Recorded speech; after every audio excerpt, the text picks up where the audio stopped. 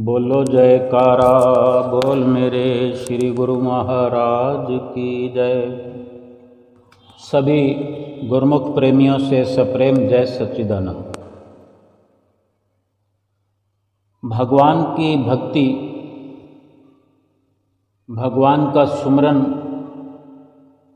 भगवान नाम की दौलत कमाने के लिए जितनी भी कठिनाइयाँ आ जाएं शरीर पर और जितने भी दुख सहन करने पड़े और कैसा भी नुकसान सहन करना पड़ जाए, फिर भी उस कार्य को करना चाहिए, तीव्र लगन से करना चाहिए और ये समझ कर कि जो नुकसान हो रहा है, जो शरीर पर कष्ट आ रहा है, वो सब नफसानियत है, वो क्षणभंगुर है। जो नुकसान हो रहा है वो तो होना ही है एक दिन। जिस नुकसान की चिंता के कारण अगर भक्ति से वंचित हो जाएं, दूर हो जाएं, भक्ति ना प्राप्त कर सकें, जिस संसारिक नुकसान के कारण उस संसारिक धन संपदाओं को कितना भी एकत्र कर ले तो वो यहीं छूट जाएंगे, यानी वो नुकसान तो होगा ही। यानी वो जो भी वस्तु हैं, जो भी सामान है, वो हमारे बन ही नहीं सकते, कभी हमारे बने ही नहीं। तो कोई दुख मनाने की आवश्यकता नहीं है, बल्कि शरीर पर कष्ट भी सहन किया तो ये शरीर भी चाहे इसे बचा कर रखें कितना भी, तो भी ये शरीर तो जाएगा ही, ये निश्चित है, जा रहा है, पल पल करके जा रहा है। क्या हम जाने देना चाहते हैं? कोई जाने देना चाहता है, शरीर को कमज़ोर होने देना चाहता है कि जैसे जैसे पल पल करके, श्वास श्वास करके, दिन दिन करके ये शरीर नाशवंत होता हुआ दिखाई दे रहा है, नाशवान होता हुआ दिखाई दे रहा है, पतन की ओर, विनाश की ओर जा ही रहा है। तो क्या कोई चाहता होगा कि शरीर हमारा कमज़ोर हो जाए, विनाश की ओर अग्रसर हो जाए, धीरे धीरे इसका पतन होता चला जाए? कोई नहीं चाहता, लेकिन फिर भी हो रहा है। लेकिन यही शरीर अगर थोड़ा सा और कष्ट सहन करके इसकी वजह से भक्ति हासिल हो जाए, भगवान का सुमरन हो जाए, भगवान में चित्त लग जाए, चित्त वृत्तियां भगवान के नाम में लग जाए, ये तो लाभ की वस्तु है, ये लाभ का सौदा है, ये सस्ता सौदा है, ये सच्चा सौदा है, ये साथ निभाने वाला, यहाँ भी और आगे भी। केवल इस बात को समझना है, समझने की ज़रूरत है। और वैसे भी इस शरीर पर क्या संसार के काम धंधे करते हुए दुख नहीं आता? क्या हम दुख आने नहीं देते? क्या रोक पाते हैं? शरीर को दुखी करके अपनी मर्जी से संसार के सामान ही तो एकत्र कर रहे हैं, जो रहने वाले नहीं हैं, रहेंगे नहीं, और जब तक रहेंगे तो कोई सुख देने वाले नहीं है, सुख उसमें है ही नहीं। लेकिन ये लोभ, ये लालच, ये मोह, ये अज्ञान हमें सच्चाई तक पहुंचने देता नहीं है, सच्चाई को समझने नहीं देता है, सच्चाई को जानते हुए भी उस पर अमल करने देता नहीं है। ये लोभ संसार का, ये लोभ मान बड़ाई का, पद वैभव का, कि मुझे पद मिल जाए, मेरा मान सम्मान हो जाए दुनिया में। अगर भक्ति भी करता है तो दिखा दिखा के इंसान करता है, तो वो दिखावे की भक्ति से तो कुछ होने वाला नहीं है। जो भगवान नाम की दौलत साथ कर लेकर जानी है, वो इन हाथों में तो बाहरी तौर पर लेकर जा नहीं सकते, क्योंकि ये दिखने दिखाने वाले हाथ रहेंगे ही नहीं, तो इन हाथों में कैसे जाएंगे। उसको भीतर अपने जो संस्कार हैं, जो अपने विचार हैं, विचारों का बीज, विचारों में ये भक्ति के भाव भर करके इस जीवन रूपी इस खेती के अंदर इसका बीजारोपण कर दें, इसका सारा लाभ परलोक में हमें स्वमेव मिल जाएगा। इसको हाथ में लेकर जाने की ज़रूरत नहीं, फिर इसकी चिंता करने की ज़रूरत नहीं, इसको इकट्ठा करने की ज़रूरत नहीं। ये सब भक्ति को देने वाला भगवान स्वयं व्यवस्था करता है। संसार के अंदर भी अगर किसी से नेह लगा होता है, किसी के लिए हम अगर काम करते हैं, किसी के नीचे काम करते हैं, कोई हम पर प्रसन्न होता है, तो वो हमारी सांसारिक स्तर पर बहुत सारी व्यवस्थाएं कर देते हैं, हमको संभाल लेते हैं, भले थोड़ी देर के लिए। तो क्या भगवान जिसकी भक्ति हम करें, जिसकी भक्ति को प्राप्त करने के लिए इस झूठे शरीर पर कष्ट सहन करें, इन श्वासों को जो नष्ट होने वाले हैं इनको खर्च करें, तो क्या भगवान संभाल नहीं करेगा हमारी? जो भक्ति नहीं करते हैं उसकी भी भगवान संभाल करता है, जो बोल नहीं सकते उनकी भी करता है, जिनको भक्ति की किसी भी प्रकार की समझ नहीं है उनकी भी संभाल करता है। तो फिर भक्ति करने वाले की क्यों नहीं करेगा? ज़्यादा करेगा, ज़्यादा से ज़्यादा, बहुत हद से ज़्यादा संभाल करने वाले भगवान स्वयं, जो हमसे इतना स्नेह करते हैं। और भक्ति करने वाले से कितना स्नेह करते हैं हम बता नहीं सकते किसी को, हम खुद भी समझ नहीं सकते, किसी सीमा में बांध नहीं सकते। भगवान के द्वारा जो प्यार, जो प्रेम किया जाता है भक्तों से, हम स्वयं देखें कि सतगुरु के साथ उठने बैठने का जो हमें अवसर मिल रहा है, चाहे बाहर से चाहे भीतर से, जो नेह लगा हुआ है, जो चित्तवृत्तियाँ हमारी रमी रहती हैं सतगुरु के चरणों में, सतगुरु के ध्यान में, सतगुरु की भक्ति में, श्री आरती पूजा में, सेवा में, सत्संग में, दर्शन में, ध्यान में, सत्संग में, भजन में, इन सब में लगी रहती है। तो हम खुद अनुभव करते हैं कि भीतर से कैसा हमारा वातावरण बना हुआ है। जब प्रत्यक्ष में श्री गुरु महाराज जी की हुजूरी में होते हैं, श्री दरबार में होते हैं, जब श्री आनंदपुर दरबार में, श्री प्रयाग धाम दरबार में, चाहे किसी भी प्रकार की हल्की से हल्की सेवा करे, भारी से भारी सेवा करे, कितना उनकी नज़र में हम रहते हैं, कितनी व्यवस्थाएं करते हैं हमारे कि श्री दरबार के अंदर प्रवेश करने की देर है, हम पर हर प्रकार से सतगुरु ने प्यार लुटा रखा है।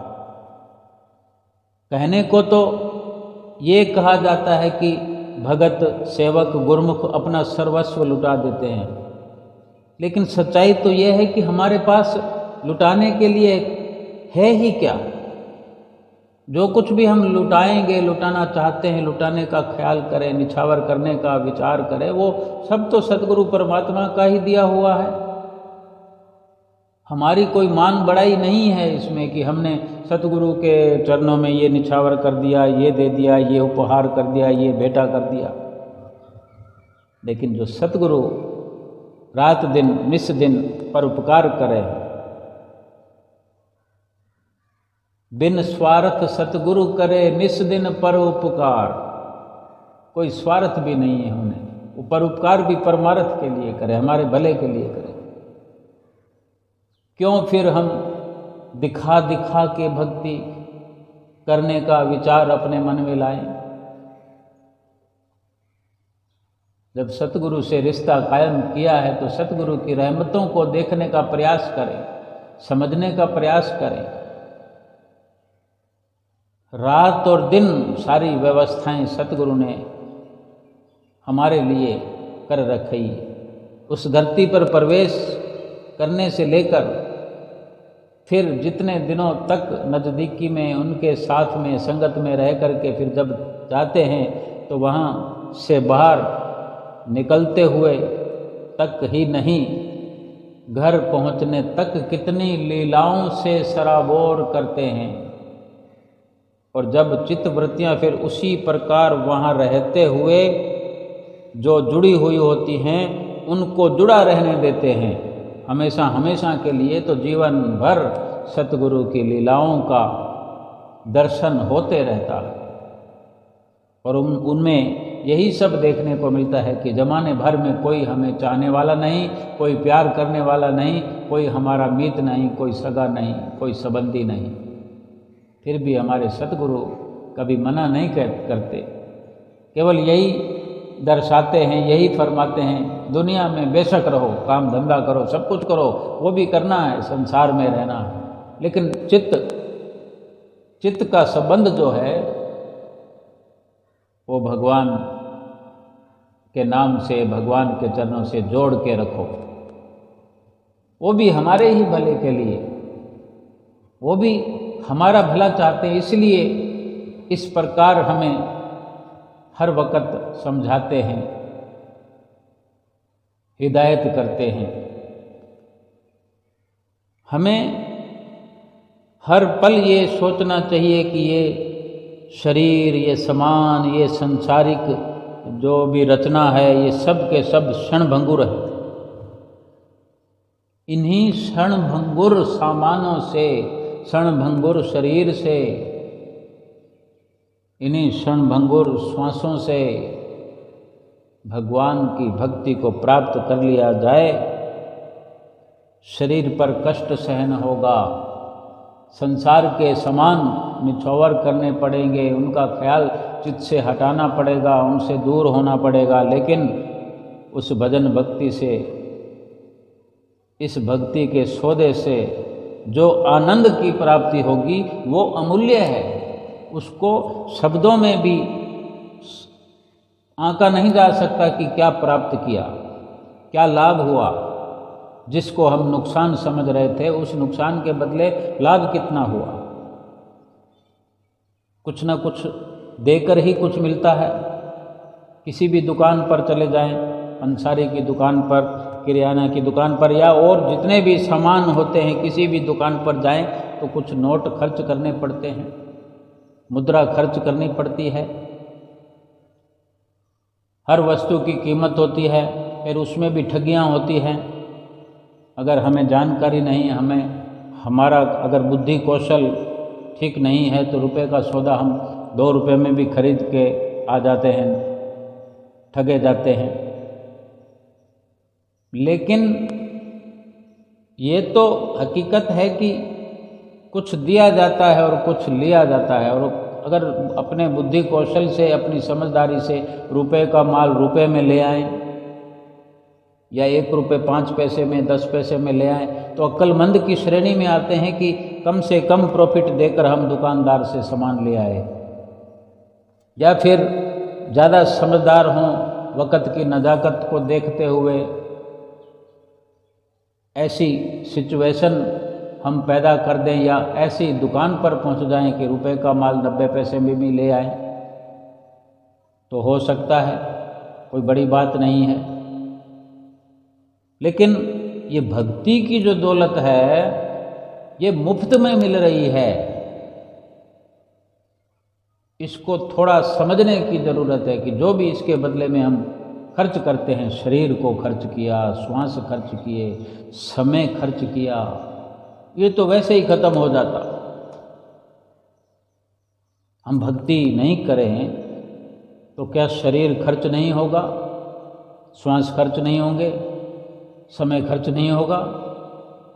चाहे उसके बदले में कुछ भी एकत्र कर रहे हों, भक्ति नहीं करेंगे तो कुछ ना कुछ तो करेंगे जिसमें शरीर खर्च होगा, श्वास खर्च होंगे, समय खर्च होगा, लेकिन हाथ पल्ले क्या आएगा? कोई आत्मिक सुख प्रदान करने वाली वस्तु मिलेगी, आत्मा को भवपार ले जाने वाली वस्तु मिलेगी, कोई ऐसा सामान मिलेगा, ऐसी क्या चीज़ मिलेगी जो आत्मिक खुशी प्रदान करने वाली हो, आत्मा को खुशहाल करने वाली हो, बड़े बड़े दुख मिटाने वाली हो?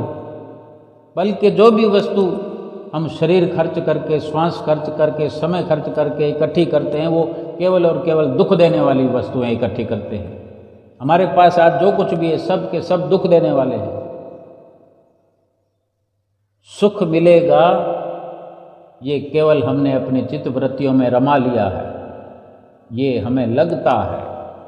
अगर सामानों में सुख मिलता होता, मिल गया होता तो महापुरुषों ने फरमाया ना होता कि नानक दुखिया सब संसार, या पूरे संसार से आज त्राहिमाम त्राहिमाम की आवाज़ें ना आती होती। जिधर भी गली मोहल्ले में, कॉलोनी में, शहर में, नगर नगर में, डगर डगर में, गांव गांव में, शहर शहर में एक ही आवाज़ आती है चिल्लाने की, हाय हाय की, दुखों की। अस्पताल भरे पड़े हैं, अस्पताल के बाहर दुखी और परेशान लोग भरे पड़े हैं, घर घर में दुख है, किसी को कोई दुख है, किसी को कोई दुख है।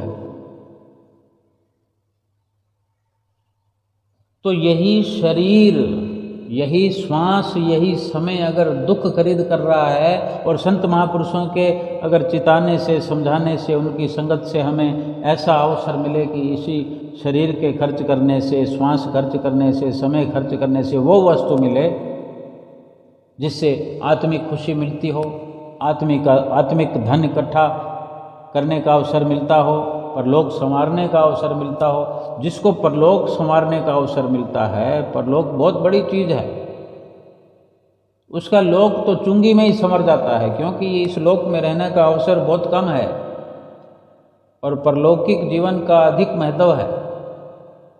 महापुरुषों ने ऐसे नहीं कहा कि लोक और परलोक दोनों संवर जाते हैं।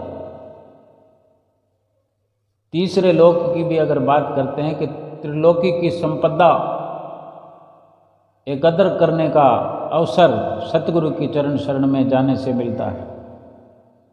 हम क्या इकट्ठा कर रहे हैं? मात्र कुछ आइटम बना लेते हैं, मात्र बंगला बना लेंगे, एक बना लेंगे, ज़्यादा 2 बना लेंगे, 10 बना लेंगे, 100 बना लेंगे। त्रिलोकी की संपदा के क्या मायने हैं, आंका नहीं जा सकता, वर्णन नहीं है।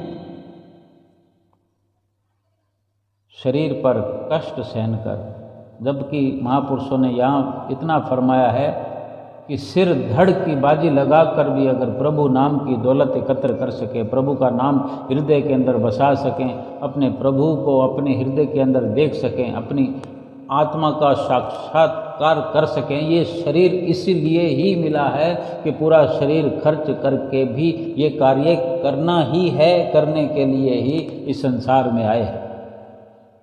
फिर इस शरीर को बचाना कैसा? थोड़ी थोड़ी देर में विचलित क्यों होना कि दुख हो रहा है, कष्ट हो रहा है, आरती में खड़े हो जाएं, 20-25 मिनट खड़े होने के लिए हमारे अंदर हिम्मत नहीं है। शारीरिक हिम्मत है लेकिन मानसिक हिम्मत नहीं है, दिल करता ही नहीं है, इधर भागते हैं, कभी उधर भागते हैं। कि आरती के अंदर सारे काम कर लें, ये कर लें, वो कर लें, आरती तो होती रहेगी। फिर आरती किसकी करेंगे? किसकी करेंगे हम आरती? जहाँ ध्यान होगा वही आरती होगी।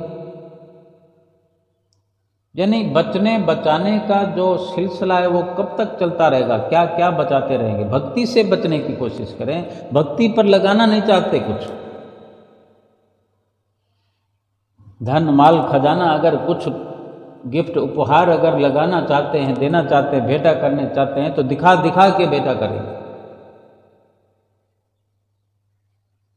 इस प्रकार जो विचारधारा हमारी बनी है वो हमें इस दुनिया में जीने नहीं दे रही। यही दुख है सबसे बड़ा हमारे लिए। जो करना है, जिस करने के लिए आए हैं उसी को भूले हुए, उसके लिए जो भी कार्रवाई करते हैं केवल दिखावे की या नाम मात्र की। सोचते हैं कि अपने आप हो जाए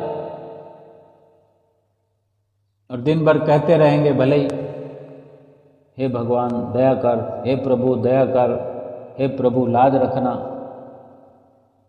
क्यों जरूरत पड़ती है ये सब अपनी करनी में क्यों नहीं शामिल करते? ऐसी करनी क्यों ना करें जो अपने आप सब होता चला जाए।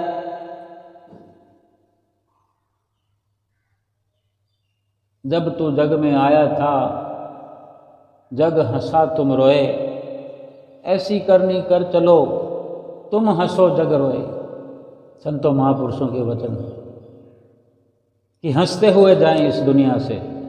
हंसने वाला कार्य करेंगे तभी तो हंसी फूटेगी जाते वक्त। मौत को देखकर, मौत का विचार करके सुकून आने लगे, सुकून प्राप्त होने लगे।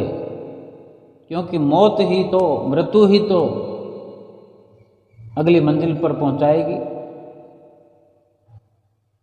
रेलगाड़ी पर सफ़र करते हैं, एक जगह से दूसरी जगह पर पहुंचते हैं तो रोते नहीं हैं, खुशी होती है कि हम अपने गंतव्य पर, अपनी मंजिल पर पहुंच गए हैं। रोज कपड़े बदलते हैं, कपड़े बदलते वक्त जो कपड़े उतारते हैं फिर नए कपड़े पहनते हैं तो रोते नहीं हैं। तो शरीर बदलते हुए कैसा रोना। जब ये शरीर समाप्त होगा, शरीर क्षीण होगा, कमज़ोर होगा, तभी तो जीवात्मा परिवर्तन करेगी। वो रोना इसलिए होता है, तकलीफ इसलिए होता है कि साधन हमने बनाया नहीं, कपड़े पुराने हो गए हैं, मैले हो गए हैं, बदबूदार हो गए हैं, लेकिन बदलने के लिए नया कपड़ा है ही नहीं। बदलने के लिए उससे भी और गंदा बदबूदार कपड़ा हमारे पास पड़ा है और कोई विकल्प नहीं है, उसको पहनना पड़ेगा। इसलिए रोना पड़ता है। अगर जिसके पास एक छोटे से छोटा बच्चा भी खुश होता है परिवर्तन से, और बड़े बड़े योद्धा ज्ञानवान क्यों दुखी होते हैं परिवर्तन से? थोड़ी सी महंगाई हो गई तो विचलित हो जाते हैं। क्या हमें पता नहीं होता कि परिवर्तन होता रहेगा, होता आया है, होता रहेगा? यानी हाय हाय करने की जो आदत पड़ी है, हल्ला मचाने की जो आदत पड़ी है, ये अज्ञानता है। अज्ञानता से ही चित्त जुड़ा हुआ है, अंधकार से ही रिश्ता बना हुआ है, अंधकार से ही, अंधकार में ही हमारा जीवन व्यतीत हो रहा है। और अंधेरे में चलने सब कुछ उल्टा पुल्टा हो जाता है, कुछ दिख पड़ता ही नहीं, कोई दिशा मालूम नहीं होती, कोई मार्ग नहीं दिखाई देता, मंजिल कैसे आएगी? सत्यता को जानने का अवसर यही है, सच्चाई पर चलने का अवसर यही है, सच्चाई की खोज करने का अवसर यही है, लाभ उठाने का अवसर यही है। जरा सोचो कि वो कौन सी महान शक्ति है जिसके बल पर हम इतने बड़े बड़े काम कर रहे हैं। हमारे शरीर से जो काम हो ही नहीं सकते, उससे भी बड़े बड़े काम हम इसी शरीर के रहते हुए ही तो कर रहे हैं। ये शरीर बहुत कमज़ोर है, लेकिन इसके अंदर दिल दिमाग की अक्लमंदी से बड़े बड़े काम हो रहे हैं। तो कैसे हो रहे हैं? कोई तो शक्ति है। वो शक्ति परमपिता परमेश्वर सतगुरु की है। सतगुरु की कृपा से गुप्त रूप से वो शक्ति हमारे अंदर काम कर रही है। हमें सतगुरु का आभारी होना चाहिए। और जिसकी शक्ति से इतने बड़े बड़े चाहे संसारिक काम क्यों ना हो वो हो रहे हैं, तो भजन भक्ति के लिए क्यों कमज़ोर बन जाते हैं? क्यों कमजोरी का रोना रोने लगते हैं? न सेवा में सेवा कर पाते हैं कि हम थक गए, हमसे नहीं होता। न सत्संग में बैठ पाते हैं, इधर उधर झांकने लगते हैं, मोबाइल की पड़ताल करने लगते हैं। फ़ोन आया है तो तुरंत सत्संग से खड़े होकर दूसरों को भी डिस्टर्ब करके बाहर चले जाते हैं, फ़ोन उठाकर गप्पे मार मोर के आ जाते हैं। थोड़ी देर फ़ोन को बंद करने की भी हमारे अंदर शक्ति नहीं है। लेकिन संसार को जीतने की शक्ति हम अपने अंदर भीतर हिम्मत लगातार देखते रहते हैं। भले ही जीत ना पाएं, लेकिन जीतने का दम भरते हैं। अपने आप को नहीं जीत पाते, पूरे संसार को जीतने की होड़ में लगे हुए।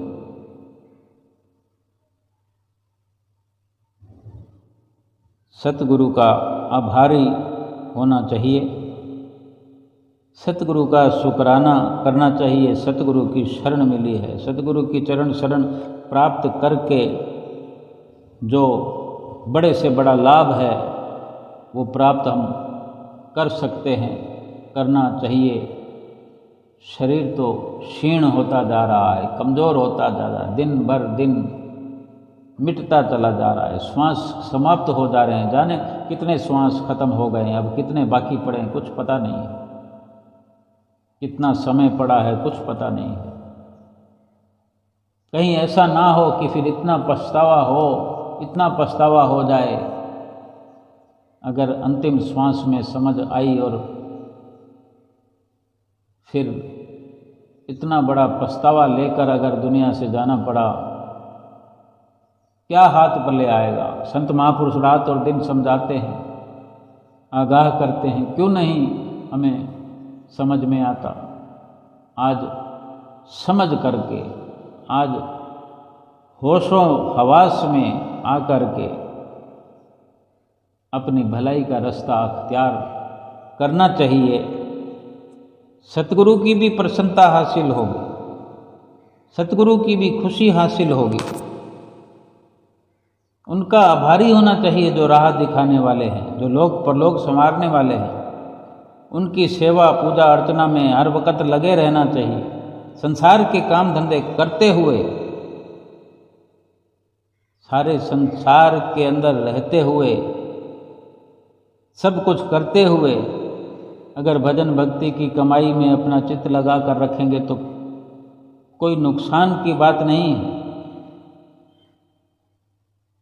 अपनी आँखों से रोज का रोज हम देखते हैं और कानों से सुनते हैं कि सारा संसार क्षण भंगुर सुखों के लिए सिर और धड़ की बाजी लगा रहा है, चूकते भी नहीं। बल्कि किस उदाहरण से समझ सकते हैं, किस भी नज़रिए से देखें, सोचें, समझ सकते हैं, देख सकते हैं कि एक फ़ोटो खिंचा करके दिखाने के लिए ऐसे ऐसे खतरनाक फ़ोटो शूट करते हैं कि उस फ़ोटो खिंचाने में भी, उस फ़ोटो को खिंचाने में ही शरीर नष्ट हो जाता है, इस जीवन की इस लीला को समाप्त कर बैठता है। ये कितना नादानी वाला काम है। उसी शरीर को भक्ति में नहीं लगाना चाहते, चाहे संसार के सुख कैसे भी हों, सिर धड़ की बाजी रात और दिन हम लगा रहे हैं। पूरा संसार लगा रहा है, लेकिन हम सतगुरु के शिष्य हैं, गुरुमुख हैं, सेवक हैं। हमें उनसे शिक्षा ग्रहण करनी चाहिए कि जो हमें मिला है वो हर किसी को नहीं मिला। जिस भक्ति को करने का अवसर हमें मिला है, सतगुरु की चरण शरण मिली है, जो हमेशा रहने वाला स्थायी सुख है, उसके लिए अगर शरीर पर कष्ट भी आया या पूरे शरीर को निछावर करना पड़े तो भी कम है। और जो भक्ति रूपी सच्चा सुख है उसकी इतनी चमक है, उसका इतना लाभ है, वो इतनी वजनदार है कि लोक और परलोक संवार देने वाली है।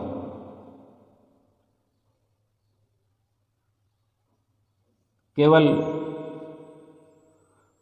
समझने के साथ साथ अमली कार्रवाई भी हमारे जीवन में होते रहना चाहिए। संसार पर तो अमल हो रहा है, संसार पर संसारिकता पर अमल कर रहे हैं, लेकिन भक्ति और भक्ति के विचारों पर अमल इसीलिए नहीं होता कि भक्ति पर दृढ़ विश्वास करना नहीं आया। नित्य प्रति सत्संग में सत्संग सुनकर अमल न करने के कारण भक्ति का लाभ प्राप्त नहीं हुआ। तो क्या अब तक नहीं हुआ तो क्या आगे भी नहीं होगा? जब चाहें शुरू कर सकते हैं, अभी भी कोई देर नहीं हुई है। आज शुरू कर सकते हैं, अभी कर सकते हैं, अभी का अभी इस लाभ की ओर बढ़ सकते हैं, इस लाभ को अपनी झोली में कर सकते हैं। ये शुरुआत जब चाहे कर सकते हैं, तो फिर अभी क्यों नहीं? प्रभु की भक्ति करने के लिए निंदा सहन करनी पड़े, कठिनाइयां सहन करनी पड़े, दुख उठाने पड़े, लेकिन भक्ति में केवल और केवल सुख भरा पड़ा है। पूरा का पूरा सुख है, उसमें कोई मिलावट नहीं है। सुख ऐसा है कि सुख प्राप्त करके फिर सुख से वंचित नहीं होना पड़ता, सुख से फिर विछोड़ा नहीं होता, भरपूर सुख प्राप्त होता है। सुख फिर जाता नहीं एक बार डेरा लगा ले तो, क्योंकि जो सच्ची चीज़ें होती हैं, जो मजबूत चीज़ें होती हैं, जो पक्की चीज़ें होती हैं, उनकी गारंटी के लिए कोई संशय नहीं होता। शरीर की कोई गारंटी लेता ही नहीं है, कोई नहीं बता सकता। तभी तो इसको नकली कहा गया, क्षणभंगुर कहा गया, नाशवान कहा गया। इस पर कोई भरोसा नहीं करता, न संसार पर भरोसा किया जाता है। संसार नाशवान है तो है, गलत थोड़ी है।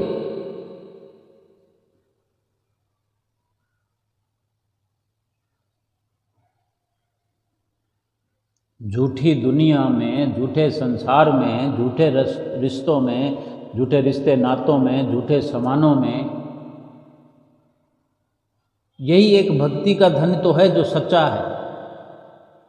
ये भगवान नाम की दौलती तो है जो सच्ची है। यही तो रास्ता है सत्य का, भगवान के पीछे चलने वाला, भगवान के साथ चलने वाला रास्ता। यही तो सुखों से भरपूर है,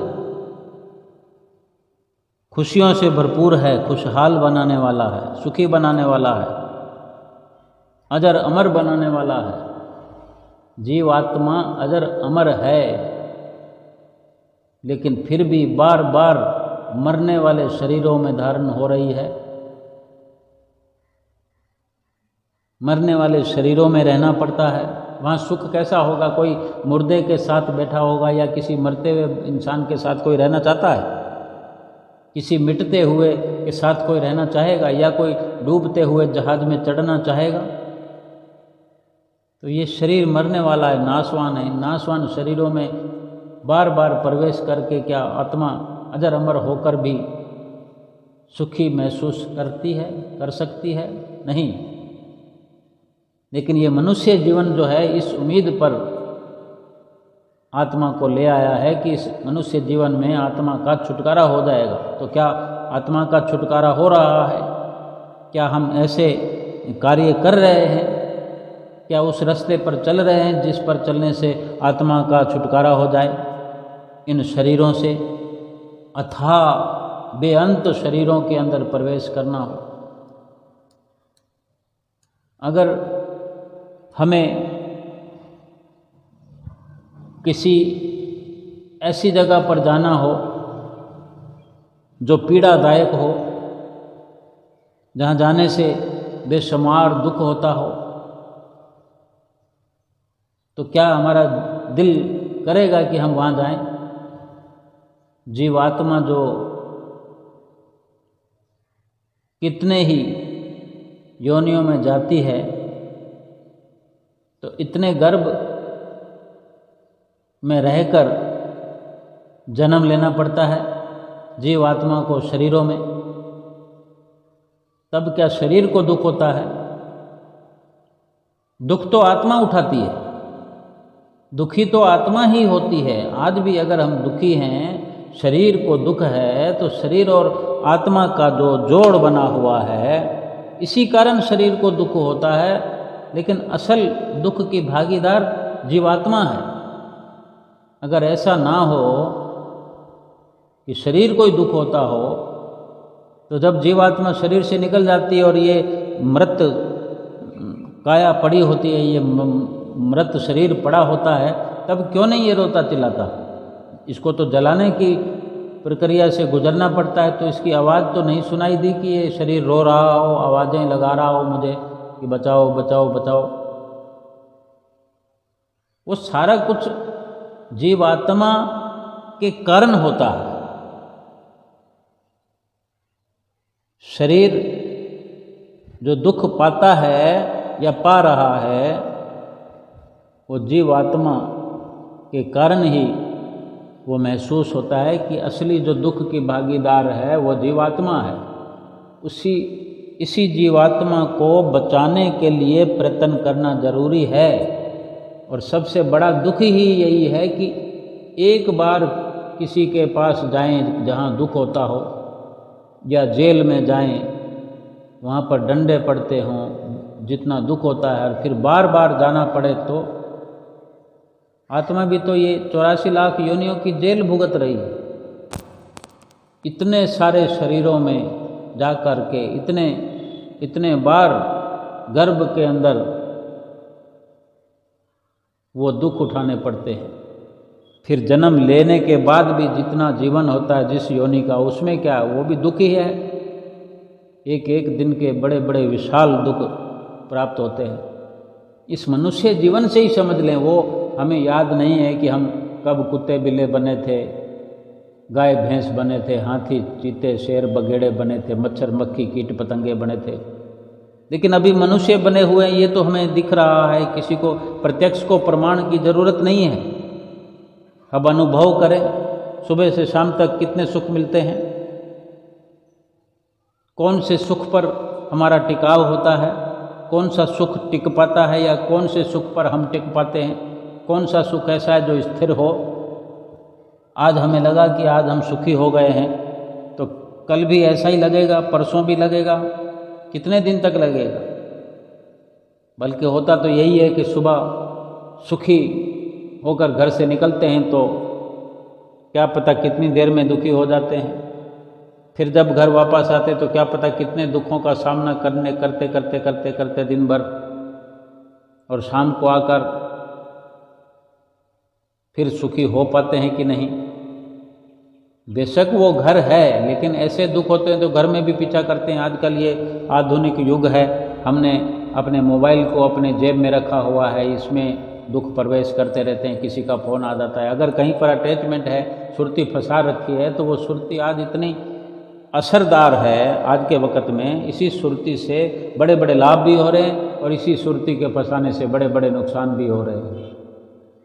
किसी दुखों वाली सामग्री से, दुखों वाले रिश्ते से, दुखों वाले कार्य से अगर हमारी वहाँ सुरती लगी हुई है, बाहर से निपटारा करके आ गए, घर आने पर भी किसी का फ़ोन आ जाता है, ये काम नहीं हुआ, ये नहीं होगा, ऐसा करना पड़ेगा, वैसा करना पड़ेगा। मन विचलित हो जाता है, सारी रात नींद नहीं आती।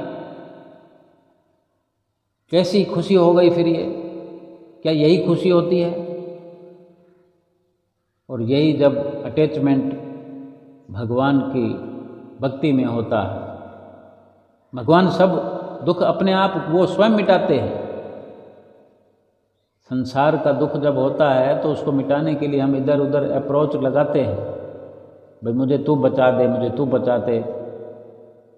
हर किसी दुख की कीमत होती है, चाहे नकदी रुपए के तौर पर हो या आज मैं तेरा काम करूँगा कल तू मेरा काम करेगा, कुछ ना कुछ यही मतलबी बातें होती हैं। लेकिन जिनकी प्रीत भगवान से होती है, क्या वहाँ भी ऐसा होता है?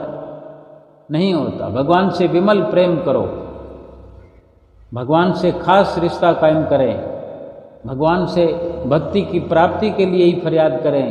फिर देखें भगवान हमें कहाँ कहाँ से बचा लाता है। भगवान का नाम जो 84 लाख योनियों से छुड़ाने वाला है, इस योनि में, एक मनुष्य की योनि में भगवान हमें सक्षम बना देना चाहते हैं, अपनी सारी शक्तियों का खजाना हमें दे देना चाहते हैं। इस लोक में नहीं, परलोक में भी हम सर्वशक्ति के मालिक बनकर सर्वशक्तिमान से मिल जाएं, एकाकार हो जाए। फिर कोई जमाने का दुख नहीं, कोई 84 का दुख नहीं, कोई 84 लाख योनियों का कुछ भी नहीं।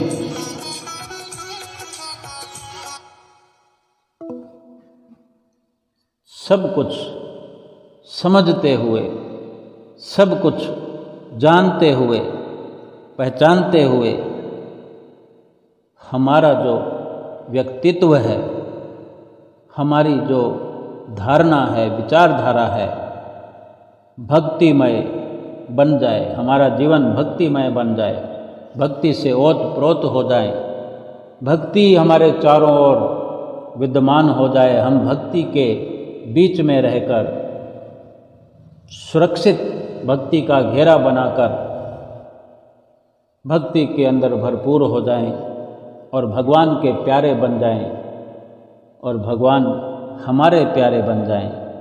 सभी दुखों से आज़ाद होकर अपने इस जीवन को सफल कर जाएं। बोलो जयकारा बोल मेरे श्री गुरु महाराज की जय।